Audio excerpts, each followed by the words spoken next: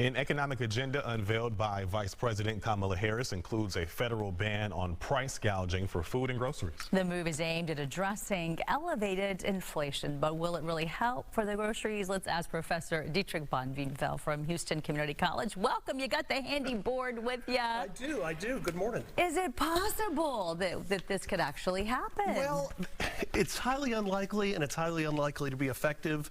The parallel is, of course, our deceptive trade practices and consumer protection, emergency provisions in the Texas Code. So all of these things really need to come from Congress. So a presidential administration would be great, but that's the enforcement. Congress still has to create that law and the parameters.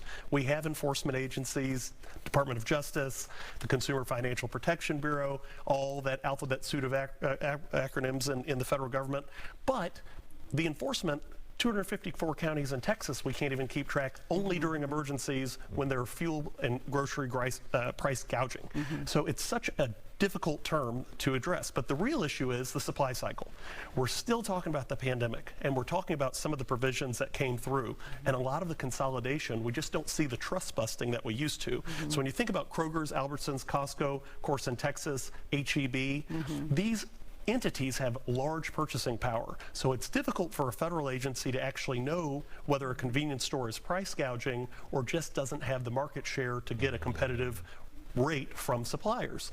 And when these individual entities, I mean, we've got 3 companies, including Tyson's, that control 80+% of our meat production facilities, and we saw this with the pandemic. When they shut one down, the prices shoot up because we've built so many efficiencies, which is good, that we have lower supply diversity, which is not good for consumers. So let's just say, because obviously, like you said, this will take a move by Congress and legislation to pass. Just hypothetically speaking, the legislation passes. How would this work?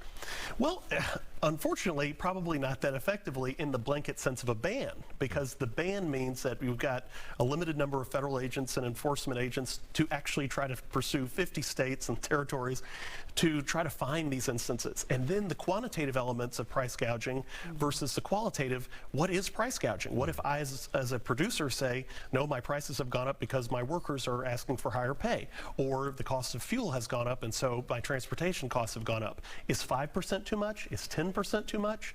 Or sometimes they look at geographic provisions. Is it the same price 5 miles away? But you know, in places like Houston, Houston is an hour from Houston. So just because the price is a little bit higher in downtown Houston doesn't mean that it should be the same price in Cy-Fair. And remind us what these numbers mean again over here. So we're looking at the inflation rate right now is around 2.8%. And we talked about last week this idea that the Fed will probably look to cut in September. But we have just a range, and this is the challenge of looking at price gouging.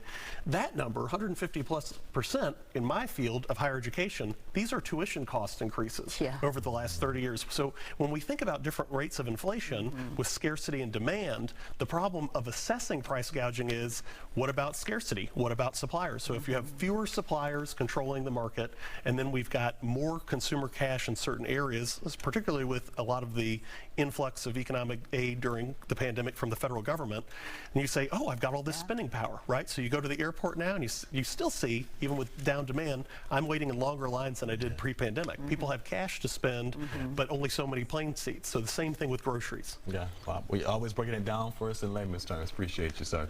Thank you.